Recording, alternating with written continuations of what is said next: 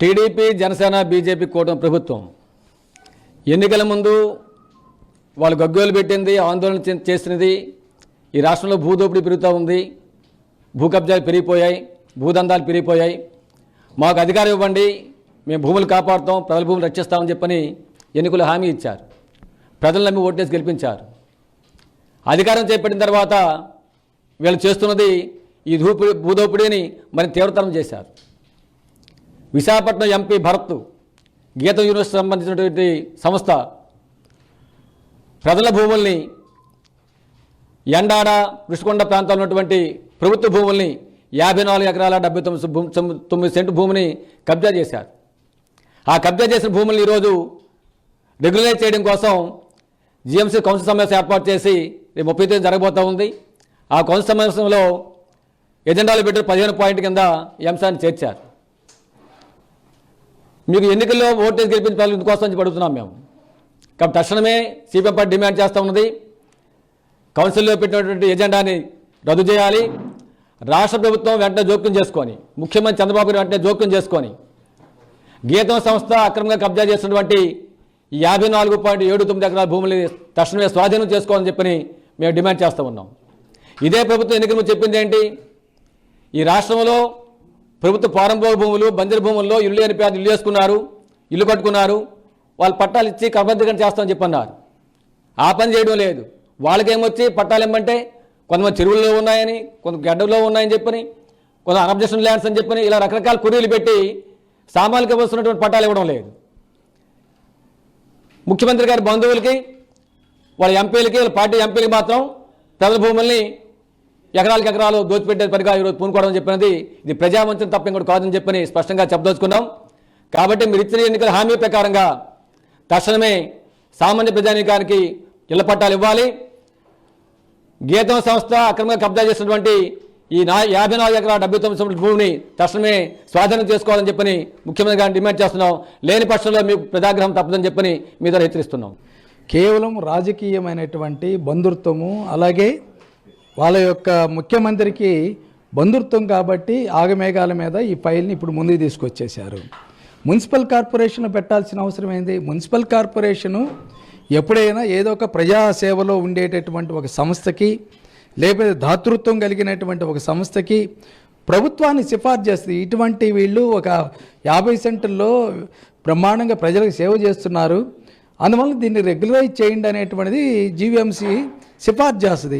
ఎప్పుడు రాష్ట్ర ప్రభుత్వము ఆ భూమిని పట్టించుకోకుండా, వాళ్ళ విజ్ఞప్తులు కూడా పట్టించుకోకుండా, క్రమబద్ధీకరణ చేయకుండా వాళ్ళని ఇబ్బంది పెడుతున్నప్పుడు మున్సిపల్ కార్పొరేషను దాని యొక్క గొప్పతనాన్ని, పవిత్రతని కాపాడుకుంటూ తెలియజేస్తుంది. ఇప్పుడు గీతం యూనివర్సిటీ ఏమిటి ప్రజాసేవ చేస్తుంది నేను అడుగుతున్నా. పూర్తిగా అదానీ అంబానీ లాగా పూర్తిగా వ్యాపారం, విద్య వ్యాపారం, వందల కోట్ల రూపాయలు లాభాలు ఆర్జిస్తూ ఉన్నది ప్రతి సంవత్సరం. అందులో ఇంజనీరింగ్ చదవాలంటే 4 లక్షల రూపాయలు సంవత్సరానికి కట్టాలి. ఇంటర్నేషనల్ ఎంబీఏ చదవాలంటే 12 లక్షలు సంవత్సరానికి కట్టాలి. ఎంబీబీఎస్ చదవాలంటే పేమెంట్ సీట్ కింద 1,50,00,000 రూపాయలు పేమెంట్ అనేటువంటిది గీతం యూనివర్సిటీకి చెల్లించాలి. ఇటువంటి వ్యాపారాలు చేసుకునేటటువంటి దానికి సుమారు 5,000 కోట్ల రూపాయల భూమిని రెగ్యులేట్ చేసి జీవీఎంసీలో పెట్టడం ఏమిటండి? అంటే జీవీఎంసీకి మేయర్ను మార్చింది అందుకోసమని ఇప్పుడు అర్థమవుతుంది. గతంలో వైసీపీ మేయర్ ఉండేవాళ్ళు ఆగమేఘాల మీద ముడుపులు ఇచ్చారు అందరికీ. వైసీపీ కార్పొరేటర్లు లాగేసి మేయర్ని పెట్టేసుకొని ఆగమేఘాల మీద ఇప్పుడు తీసుకొచ్చారు గీతంని. 2012కు ముందు కూడా జీవీఎంసీలు ఇటువంటి ప్రతిపాదన చేసినప్పుడు జీవీఎంసీ తిరస్కరించింది. ఇది తప్పు, జీవీఎంసీకి సంబంధం లేదు, ఒక వ్యాపార సంస్థకి మనం ఎలా రెగ్యులేట్ చేస్తాం దీన్ని, క్రమబద్ధీకరణ అనేటువంటిది తిరస్కరించింది. మరలా ఇప్పుడు ఎందుకు పెట్టాలి? 2012 చెప్తున్నారు జీవో. రాష్ట్రం విభజన పడిపోయింది, క్రమబద్ధీకరణకి అనేక చట్టాలు వచ్చినాయి. ఆ చట్టాలన్నింటిని వదిలేసి ఇప్పుడు ల్యాండ్ పాలసీ గవర్నమెంట్ మొన్న 2024 తీసుకొచ్చింది స్టేట్ గవర్నమెంట్. మరి వాటిని అన్నిటిని వదిలేసి ఈరోజు వాళ్ళకి కావాల్సినటువంటి పాతబడినటువంటి అవి వ్యాలిడిటీ కానిటువంటి తీసుకొచ్చి ఇప్పుడు ఇది చాలా సత్ప్రవర్తన కలిగి ప్రజాసేవ చేస్తున్నట్టు మున్సిపల్ కార్పొరేషన్ రబ్బర్ స్టాంప్ వేయించుకొని రెగ్యులైజ్ చేసుకోవాలి దర్జాగా. ఆ తర్వాత కోర్టు కేసులు కూడా ఏం లేకుండా మామూలుగా ఉచితంగా రెగ్యులైజ్ చేసుకోవాలనేటువంటి కుట్ర తప్ప ఇంకోటి ఏం కాదు. నిజాయితీ పరులు అయితే మీకు సంపద 1000 కోట్లు ఉన్నాయి, 5000 కోట్లు కట్టు అప్రిషియేట్ చేస్తారు విశాఖపట్నం ప్రజానీకు. 5000 కోట్లు నువ్వు మీరు కట్టుకోకుండా ఉచితంగా రెగ్యులేట్ చేసి అనుభవిస్తామంటే ఎవరి సొమ్ము అనుభవిస్తారని నేను అడుగుతున్నాను.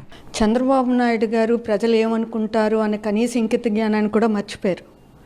ఆయన వియ్యంకులు అల్లుడు గారికి గీతం భూములు క్రమబద్ధీకరణ చేసి హారతిపల్లెంలో పెట్టి ఇవ్వాలనుకుంటున్నారు. బంధుప్రీతిని చూపించాలనుకుంటున్నారు. సుమారు 55 ఎకరాల భూమి గీతం కాలేజ్ కబ్జా చేసింది. ఆ కబ్జా చేసిన భూమిని తిరిగి లాక్కోవాలి. అలా లాక్కునే ప్రయత్నం చేయాలి, లేదా మార్కెట్ రేటు పెట్టి ఇంత డబ్బులు కట్టు అని అనాలి. ఆ రెండూ కాకుండా జీవీఎంసీలో ఎజెండాగా పెట్టి దాన్ని క్రమబద్ధీకరించి ఇచ్చేయాలి అనుకుంటే చంద్రబాబు నాయుడు గారికి ప్రజలంటే భయం పోయిందా? అధికారం వచ్చిన వెంటనే తప్పులన్నీ ఒప్పులైపోతాయా? ప్రభుత్వ భూములన్నీ కూడా గీతం కాలేజీ భూములు అయిపోతాయా? కనీసం ప్రజలు నవ్వుతారన్నది కూడా మర్చిపోయారండి. ప్రజలేమో ఒక పోరంబోకు భూమిలో చిన్న గుడిసెలు వేసుకుంటే దాన్ని క్రమబద్ధీకరించమంటే ఎవరికి చేతులు రావు.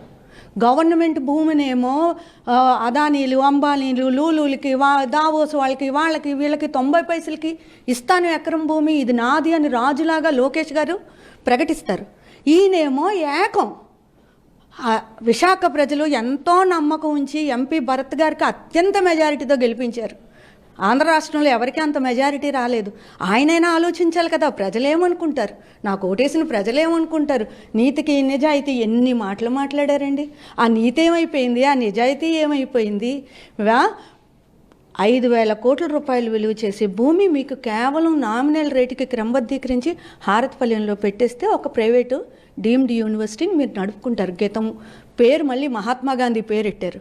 ఇంకా ఆ పేరు ఈ పేరు అయితే బాగోదని చెప్పి మహాత్మా గాంధీ పేరు పెట్టి ఆ మహాత్మా గాంధీ పేరు మీద గవర్నమెంట్ భూమిని కబ్జా చేసే ఆ కబ్జా చేసిన భూమిని ఇప్పుడు అఫీషియల్గా రెగ్యులరైజ్ చేయించుకోవాలనుకుంటున్నారు. ప్రజలు నవ్వుతున్నారు. కాబట్టి నేను గవర్నమెంట్ని చేసే విజ్ఞప్తి, ప్రజలంటే భయపడండి. ప్రజలకు చెందాల్సింది ప్రజలకు చెందాలి. ఇప్పటికే విశాఖపట్నంలో ఉన్నటువంటి ప్రభుత్వ భూములన్నింటినీ కూడా కారు చౌకగా పెద్దవాళ్ళకి, రాజకీయ నాయకులకి కట్టబెడుతున్నటువంటి పరిస్థితి కనబడుతుంది. ప్రజానేకం ఇప్పటికే పెద్ద ఎత్తున ఆందోళన కూడా చేస్తున్నటువంటి పరిస్థితి. ఇప్పుడున్నటువంటి విశాఖపట్నంలో ఉన్నటువంటి చిరు వ్యాపారస్తుల మీద దాడులు చేస్తూ ఉన్నారు. అలాగే పేదల యొక్క నిర్మాణాల మీద ఇళ్ళ కట్టుకున్నటువంటి వాళ్ళ మీద కూడా దాడులు చేస్తున్నారు. వాళ్ళ యొక్క భూములు ఒక క్రమబద్ధీకరించకుండా ఈరోజు గీతం యూనివర్సిటీకి, అంటే రాజకీయ నాయకుల యొక్క ప్రయోజనాలకి ఈ ప్రభుత్వం వెనుదనుగా ఉండడం అనేది సరైనటువంటిది కాదు. ఇప్పటికే రాష్ట్ర వ్యాప్తంగా ఉన్నటువంటి భూములన్నింటినీ కూడా, సహజ వనరుల్ని మొత్తం అన్నింటినీ కూడా ఈ రాజకీయ నాయకులకి, అలాగే బడా పెట్టుబడిదారులకి, కార్పొరేట్ సంస్థలకు కట్టబెడుతున్నటువంటి వైనం పెద్ద ఎత్తున కనబడుతుంది. కాబట్టి ఈ ప్రభుత్వ భూముల్ని, ప్రజల యొక్క ఆస్తుల్ని, ప్రజల యొక్క సహజ వనరుల్ని అన్నింటిని కూడా రక్షించే విధంగా రాబోయే కాలంలో సిపిఎం పార్టీ పెద్ద ఎత్తున ఆందోళన నిర్వహిస్తుంది. ప్రజలు ఎవరైతే ఉన్నారో, సిరి వ్యాపారస్తులు ఎవరైతే ఉన్నారో వాళ్ళందరినీ ఉపాధి రక్షించే విధంగా, వాళ్ళ యొక్క భూముల్ని, ఇల్లుల్ని రక్షించే విధంగా ప్రజల్ని కదిలించి పెద్ద ఎత్తున పోరాటం చేస్తుందని చెప్పి ఈ ప్రభుత్వానికి హెచ్చరిస్తా ఉంది. చూస్తున్నాం, జగన్మోహన్ రెడ్డి గారు 17 మెడికల్ కాలేజీలని పేద ప్రజలకి, వైద్యానికి, విజ్ఞానానికి, మన యువతకి ఇవాళ మెడికల్ కాలేజీలో సీట్లు కావాలి, డాక్టర్లు అవ్వాలంటే కోట్ల రూపాయలు ఉండాలి. అటువంటిది జగన్మోహన్ రెడ్డి గారు ఉచితంగా మరి డాక్టర్లను తయారు చేసి మరి 17 కాలేజీలు నిర్మిస్తుంటే మరి ఈయన చూస్తున్నాం కదా పరిస్థితులు. మరి ఇవాళ మన స్పీకర్ గారు ఒక స్టేట్మెంట్ ఇచ్చారు, ఈయన ప్రజల ఆరోగ్యాలు బాగోవాలని కాలేజీలు కడుతుంటే ఈ కూటమి ప్రభుత్వం ప్రజల ఆరోగ్యాలు పాడు చేయడం కోసం సందుకి బ్రాందీ షాపులు పెడుతున్నారు, బెల్ట్ షాపులు పెడుతున్నారు, అక్రమ మద్యం తయారు చేసి మన యువత ఇవాళ బ్రాందీ షాపుల చుట్టూ ఉన్నారండి. యువత బ్రాందీ షాపుల చుట్టూ ఉంది. మరి గంజాయిలు ఇవన్నీ యువతరం అంతా పెడమార్గం పడుతుంటే వీళ్ళకి ఇన్కమ్ సరిపోతలేదు. సంపద సృష్టిస్తానంటున్నాడు పాపం చంద్రబాబు నాయుడు గారు. ఎటువంటి సంపద? పేద ప్రజలకి అక్రమ మద్యం ఇచ్చి వాళ్ళ ఆరోగ్యాలు పాడు చేసే పరిస్థితులే కనపడుతున్నాయి. మరి మన స్పీకర్ గారు మనం చూస్తున్నాం కదా, ఆయన నిన్న ఒక స్టేట్మెంట్ ఇచ్చాడు. బీచ్ గంట భారీ భర్తలు కలిసి వెళ్ళి 2 పెగ్గులు వేయాలంటండి. 2 పెగ్గులు ఎత్తేనంట మరి అతని భార్యను తీసుకెళ్ళి పెగ్గిలేసిన జనం సి అంటారు. మరి అయ్యన్న పాత్ర గారు మరి అటువంటి ఒక మహోన్నతమైన పదవిలో ఉండి ఒక స్పీకర్ అయి ఉండి మద్యాన్ని ప్రోత్సహిస్తున్నాడంటే ఈ సమాజాన్ని ఎక్కడ తీసుకెళ్ళాలనుకుంటున్నాడో, ఏం చేయాలనుకుంటున్నారో మనం అందరం ఆలోచించవలసిన పరిస్థితి ఉంది. అక్రమ మద్యమా? మరి ప్రధానంగా ఇవాళ రెండు చేశాడండి చంద్రబాబు నాయుడు కూటమి ప్రభుత్వం. ఒకటే స్త్రీలకి బస్సులు వేశారు, రెండోది బ్రాందీ షాపులు పురుషులకి ఏర్పాటు చేశారు. మరి 10% మా జాతిలో ఒకసారి అండి, మా కులానికే 10% రిజర్వేషన్ ఇచ్చాడు. ఏది? బ్రాందీ షాపులకి. ఆ బ్రాందీ షాపులు కూడా బినామీ పేర్ల మీదే అనుభవిస్తున్నారన్నది మనందరికీ తెలుసున్న నగ్న సత్యం.